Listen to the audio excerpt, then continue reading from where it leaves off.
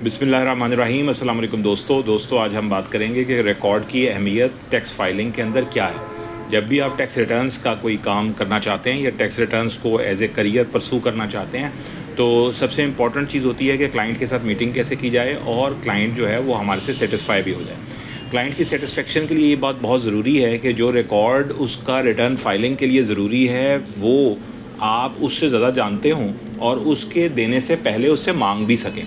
अगर आप उससे पहले आप उससे वो रिकॉर्ड डिमांड कर सकते हैं, रिकॉर्ड मांग सकते हैं, रिकॉर्ड एग्जैक्टली उसे बता सकते हैं कि what is required for filing of his return, तो वो आपसे ऑटोमेटिकली सेटिस्फाई हो जाता है। यानी अगर हमें सैलरी की रिटर्न फाइल करनी है तो आपको ये मालूम होना चाहिए कि सैलरी के लिए क्या डॉक्यूमेंट रिक्वायर्ड है।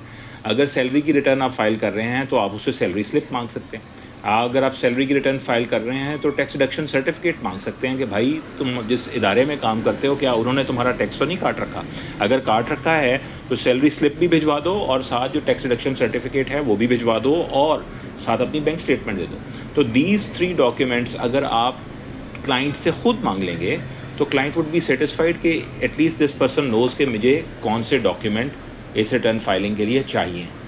और अगर इसी तरह से अगर आप एक बिज़नेस रिटर्न फाइल कर रहे हैं तो बिज़नेस रिटर्न के अंदर एक अकाउंट बनता है, यानी वो अकाउंट जो है जिसमें आपने सेल्स बतानी है, परचेजेस बतानी है, ओपनिंग स्टॉक क्लोजिंग स्टॉक बताना है, सैलरीज़ बतानी है, electricity expense, telephone expense, travelling expense और मिसलेनियस जो दीगर एक्सपेंसेस हैं वो लेस करने के बाद नेट प्रॉफिट निकालना है। तो आपको नेट प्रॉफिट चाहिए जिसके ऊपर आप टैक्स दे सकें, तो आप उससे क्या मांगेंगे? आप सेल्स इनवॉइसेस मांगेंगे, परचेज इनवॉइसेस मांगेंगे, इलेक्ट्रिसिटी और टेलीफोन का बिल मांगेंगे, कोई उसके पास रसीदात मौजूद हैं ट्रैवलिंग की तो वो मांगेंगे, यानी पेट्रोल की या फ्यूल की। जैसे आपको पता है जब ड्राइवर हज़रात कोई गाड़ी जो है बिज़नेस की कहीं यूज़ कर रहे होते हैं तो वो पेट्रोल पंप पे ना सिर्फ पेट्रोल डलवाते हैं बल्कि एक रसीद बनवा लेते हैं ताकि कंपनी से वो रीइंबर्स करवा सकें।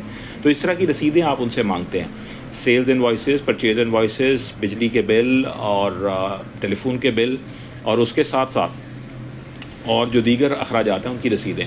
अगर आप ये मांग सकते हैं तो फिर क्लाइंट को आप पर एतबार आता है कि मेरे केस से ज़्यादा ये बंदा इस केस को समझता है। इसी तरह से बैंक स्टेटमेंट तो एक लाजिमा है, लाजिम मलजूम है। अगर आपने बिज़नेस की रिटर्न में ये सब इन्वॉइसेस मांगी हैं तो कॉरेस्पॉन्डिंगली आप बैंक में भी देखना चाहेंगे कि इसके बैंक में कितने पैसे आए हैं।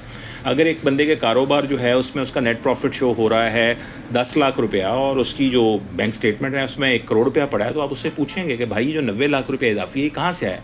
आपने कोई एसेट बेच रखा है या आपको कोई इनहेरिटेंस आई है या कहीं से शेयर आया है या कोई और फॉरेन रेमिटेंस आपने कैश कराई है इस अकाउंट में, वॉट एवर इट इज़, लेकिन आपको ये उससे पूछना पड़ेगा। तो रिकॉर्ड अगर आप अच्छे तरीके से मांग सकते हैं तो फिर ही एक जो टैक्स पेयर है वो आप पे बिलीव करता है कि this person knows how to file the tax return.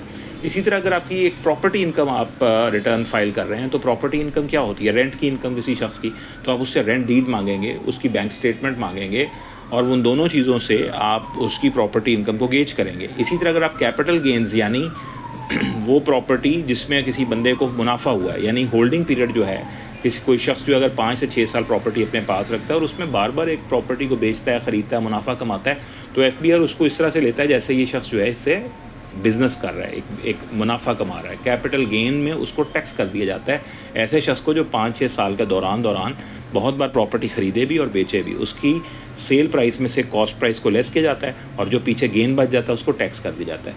तो आप उसमें क्या मांगेंगे? उससे सेल की रजिस्ट्री मांगेंगे, जब उसने परचेज़ की थी तब की रजिस्ट्री मांगेंगे, उन दोनों प्राइसेस का आपस में मुवाजना करके जो बाकी बचेगा वो गेन होगा, उस गेन के ऊपर टैक्स देंगे। तो साथ बैंक स्टेटमेंट तो आप मांगेंगे ही।